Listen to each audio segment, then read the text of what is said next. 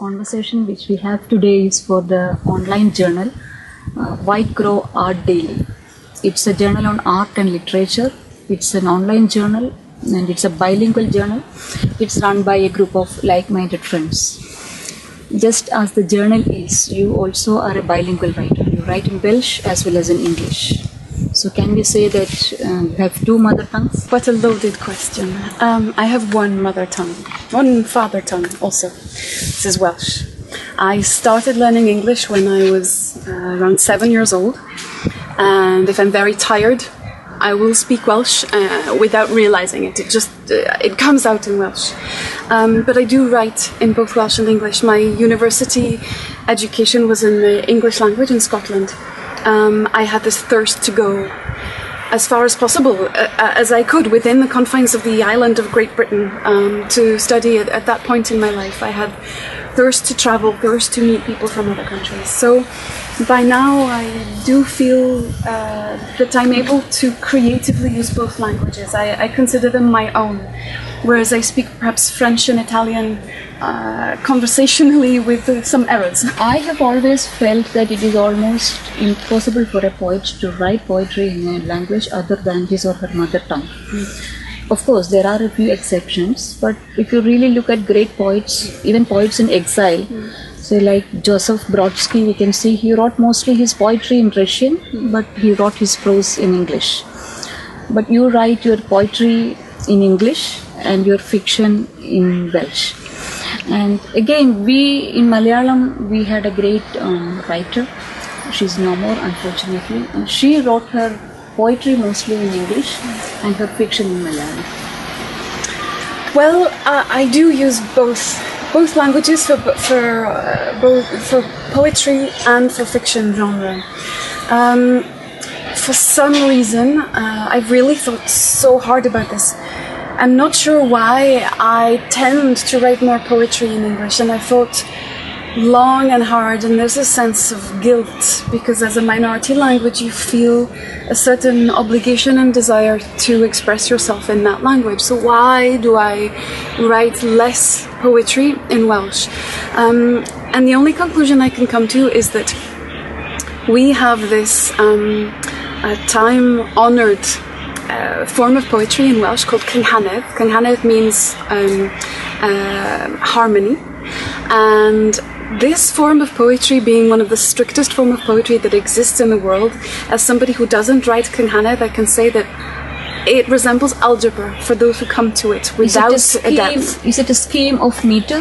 It is exactly a scheme of meter, whereby in some cases the consonants in the first half of the line correspond exactly to the consonants in the second half of the line. You have rhyme between the lines, etc. And you have different variations within the scheme. Absolutely. Many rules, exceptions, different types of cynganedd. And I haven't learned the grammar of this language which exists within the Welsh language, and the poetic style of cynganedd has traditionally, let's say, been in the hands of male poets. We do thankfully by now have some very strong, just beautiful Welsh female poets turning their hands to cynganedd. But as a young poet, as a young writer, I didn't feel that it was my place to forge a place within that tradition, and perhaps therefore I've gone and done a detour around the English language. Do you mean that it was a tradition which was handed over from man to man, and as a woman you could not find a space to fit in within that? Exactly. It was, you could argue, sort of like a guru to yogic guru.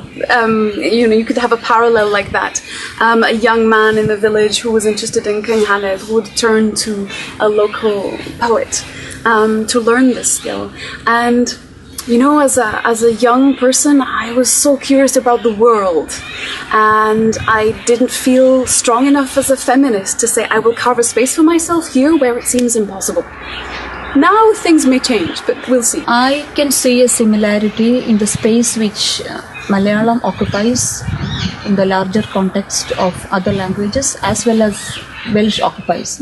A similarity between Welsh and Malayalam as minority languages, because Malayalam has to reassert itself in a scenario of double domination, that is Hindi within the country and English. And Welsh, of course, has English as a more powerful language. That's right. Well, we met in 2011 in Kerala, and one of the most shocking things for me at that moment was when the poet Sachidanandan said Malayalam is a minority language. And for a Welsh person that seems so shocking because it's over 30 million who speak Malayalam, right? 2.5 million people live in Wales, and around a quarter of those people speak Welsh. So I had a totally different idea of what a minority language was. Wales is, you could argue, a minority language within its own country. And we have a sort of a dominant neighbouring country, of course. So this dynamic between minority and majority is a living reality within Wales. There are many people who consider themselves to be Welsh, but do not speak Welsh. Yeah, I understand. I was wondering if writing in Welsh by itself could be a political act for you? For most writers, I think that's the case. I'm not a political writer in the content, or I have not been so far, but there are many writers in Wales who choose not to write in English as a political act. They feel that by producing a book in English, it's a book that they could have published in Welsh. I think that the forest needs many trees, and we also need poets and writers who travel, who express what it is to be Welsh indirectly, just introducing a Welsh scene, a Welsh society in English language literature. As such, I have, such a desire to work with international writers that I suppose that's the kind of creature I am.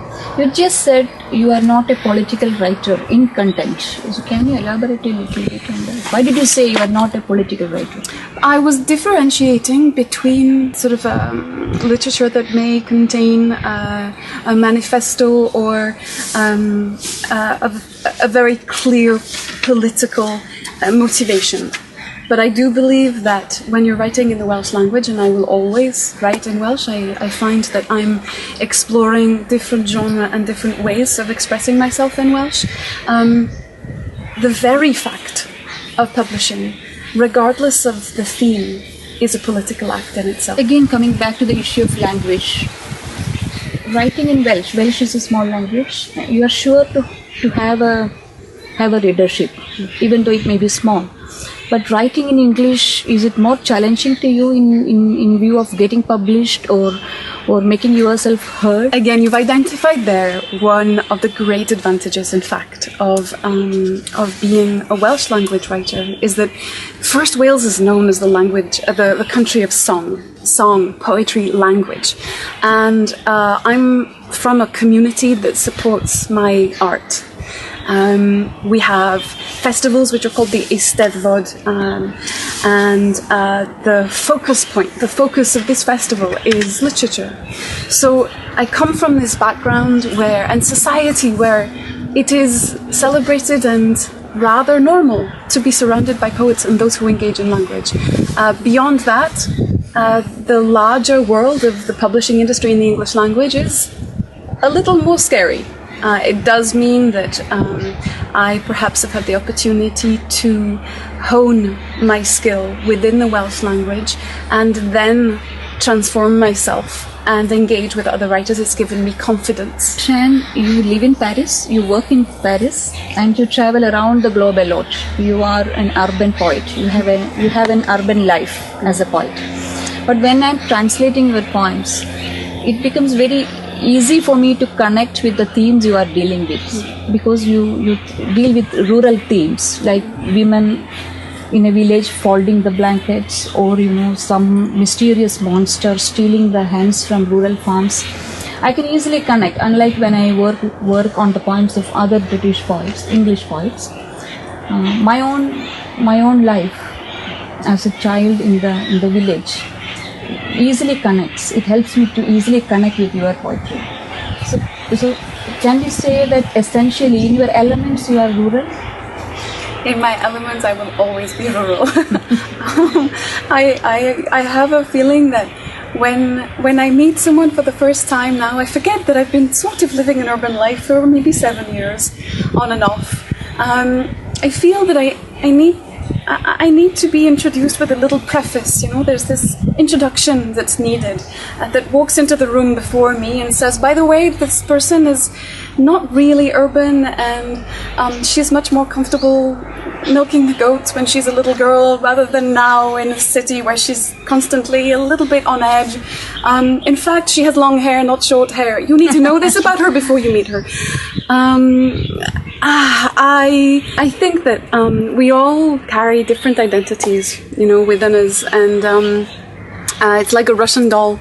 And I will always, I think, refer back to this Welsh girl. Like Hemingway couldn't write about Paris before he left. Maybe I'll leave Paris and I'll write about Paris. Sian, if you allow me to peep into your writing workshop, I would like to ask you a question. I have seen you work with a sense of urgency, in a frenzy in the last few weeks. Do you always work like this? Well, you've seen me in my holiday mode, and I work, in your words, in a frenzy. It's very difficult not to respond to this place that I find myself in, and so I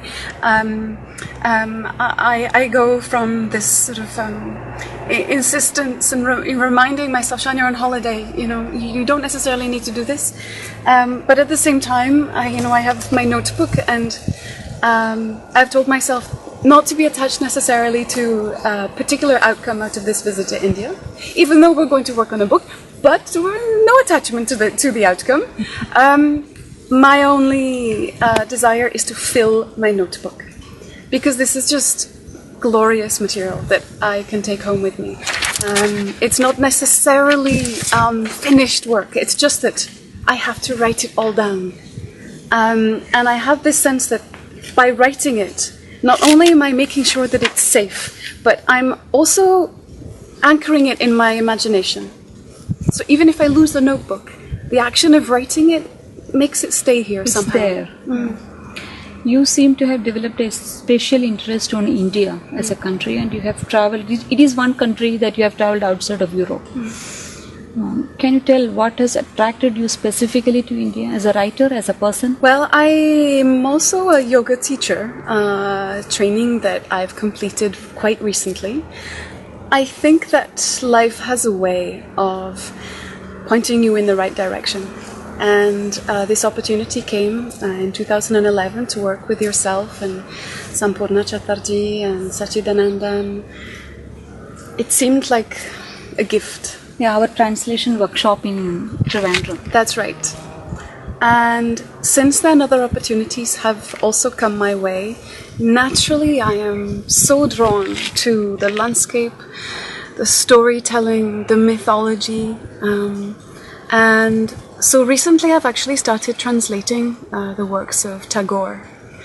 I don't speak Bengali, I'm learning Sanskrit. It helps. When you say the works of Tagore, Tagore is a sea. Where do you get started? Where do you pitch yourself in? Exactly, we were speaking the other day, Tagore, the sky, how do you count the sky? How do you count the stars? Well, you start at your feet. We had a wonderful workshop in Aberystwyth University organised by Literature Across Frontiers, and academics from Calcutta came to work with us. So the first point of reference is that we benefit from their expertise and texts that they bring to us as an introduction, and of course things that we may have read in the past. From there we select based on our desire, based on, that wonderful moment when you read something and you think, despite the barriers of language and translation and different versions of translations, this writer in his language speaks my language, the language of my heart. This I want to appropriate somehow. That's how I feel about Tagore. So I've started with some short stories. I'm also translating some of his addresses to the children in the school, which I'm particularly drawn to. And this is all done using the English language as a bridge language, which is why we are constantly holding the hands of the academics I mentioned from Calcutta University, and that's why I'm going to Calcutta after spending this time with you. Okay. Being a poet myself, I'm really keen to know how you engage with your medium, specifically poetry. How comfortable are you with your medium? Are you at ease with it, or you really fight and try to tame it to your needs, to your ways? I have moments, I think, of all that you've mentioned. It depends on the seasons, the time of day, and I have had times in my life when I have fought. I've had days here with you when I've fought, and I've had to say, okay, you're on holiday, put it aside. I find that I can't separate my grappling with language and my grappling with travel. Travel? Exactly. With other cultures, with the need to learn other languages. I'm somebody who finds it very difficult to leave places, but equally I'm completely addicted to discovering places. And that's the same relationship that I have with language. And my main focus at the moment is twofold, is to try and find a way of expressing myself in regards to these new situations that I find myself in, which correspond in their music to the places themselves. And so I use a lot of what I've learned through my yoga studies, meditation, to maybe quieten the mind and discover the fluctuations and the rhythms that exist. And I think I found this especially when I was working on my first novel, The Third Thing, A Trydydd Peth in Welsh. I was totally submerged. I was separated from the world. I was in Ariège, in the Pyrenees, in the mountains in France, and there was a sense of being deep underwater. And I'm looking for this. As you mentioned this novel, I recall you were telling me that it's about a man believing that he owns a river. That's right. So owning a river is not a normal thing. It has got a wide meaning, a deep meaning, and this theme there cannot be a theme more political than this in today's world, today's life. And when you said you are not explicitly political in your writing, then what are your concerns on the content of your writing?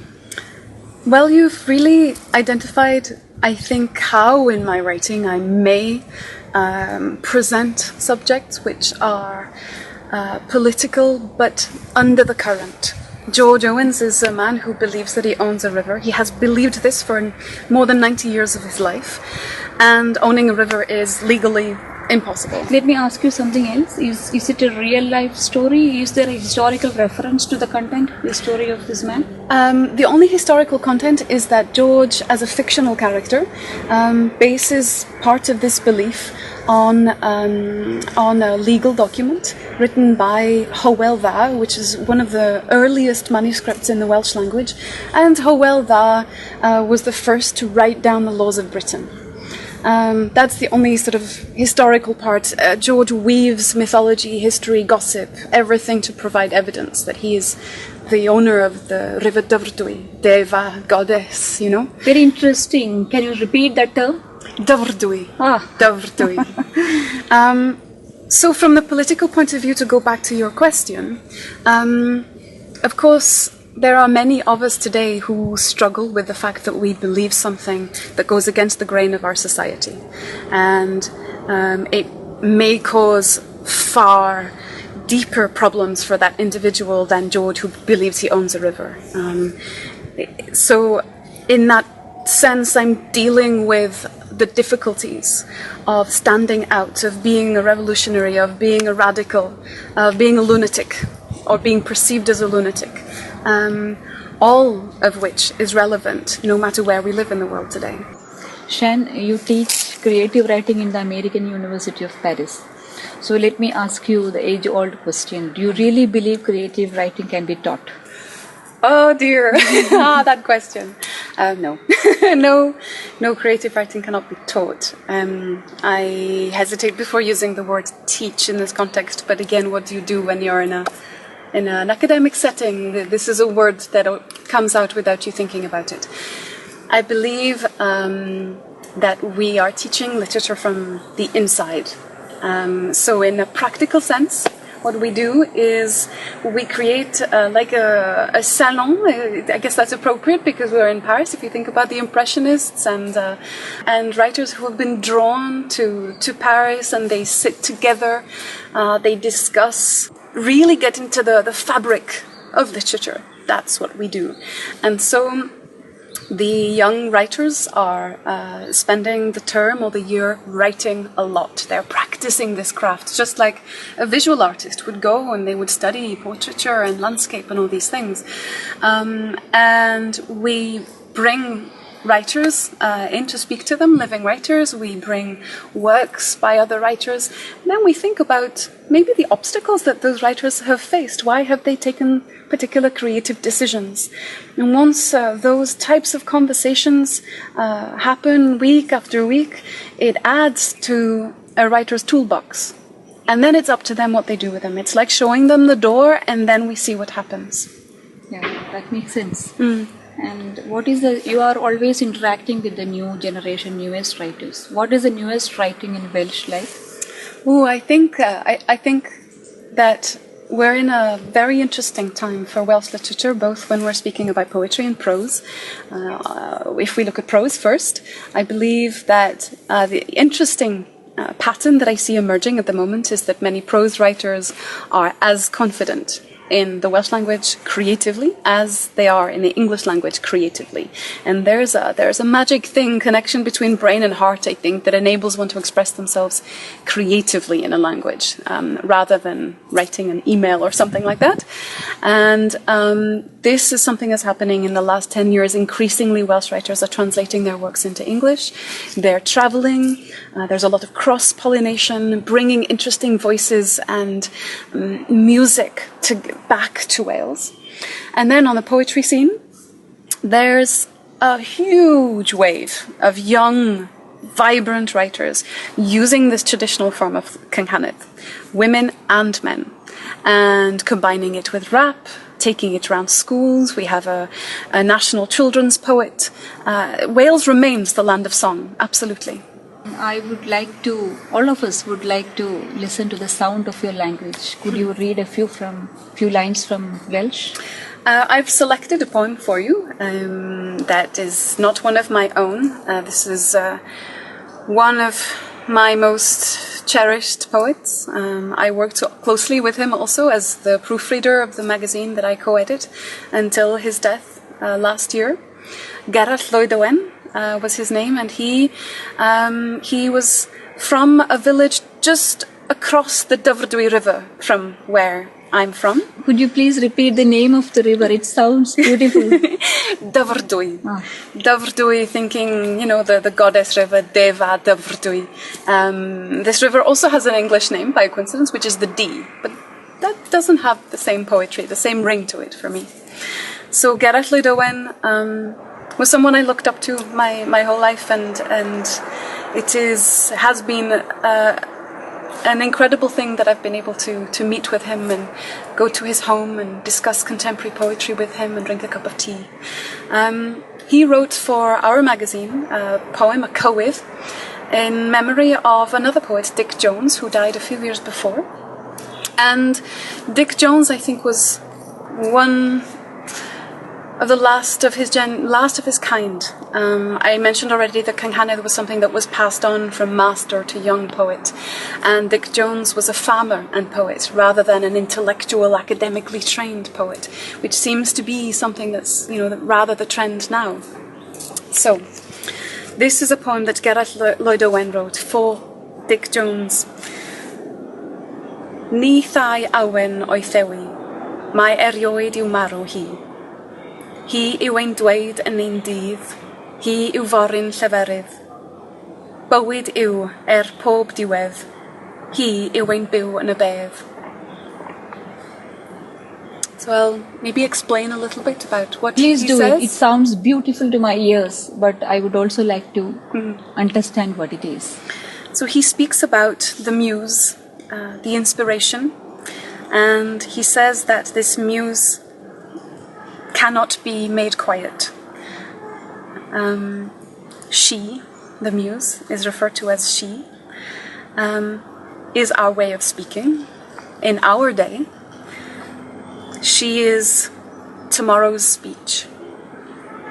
She is life, despite all endings. She is our life in the grave. And so remember, this is a poem to reflect upon how a poet remains living. And our language remains living, our muse remains living. And could you also read from one of your own poems written in English as we come to the close of the conversation?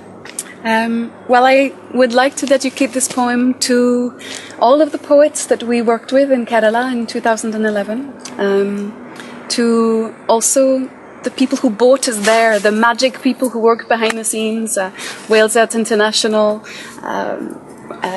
and the Wales Literature Exchange, the British Council. I'm sure that we would all be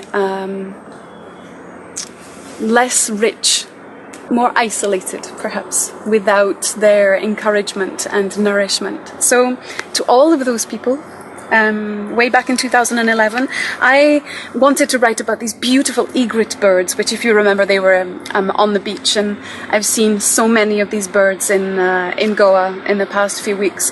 They're often in the fields with the cows, these beautiful white birds, and one particularity that I was drawn to, this is that the egret has yellow feet and long legs. And in fact, their legs with these yellow feet really look like our national flower, which is the daffodil.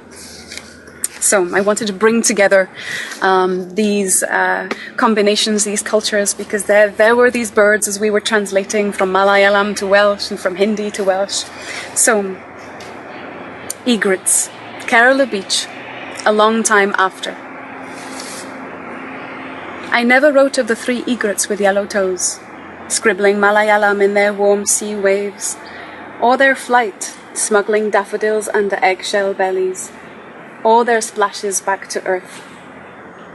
And because I never wrote of my 3 egrets or their yellow toes, they remain, up to their sunshine knees in their scribbles I see. Salt solidifies them. They wait to be written before they flee. Thank you. Thank you, Anita.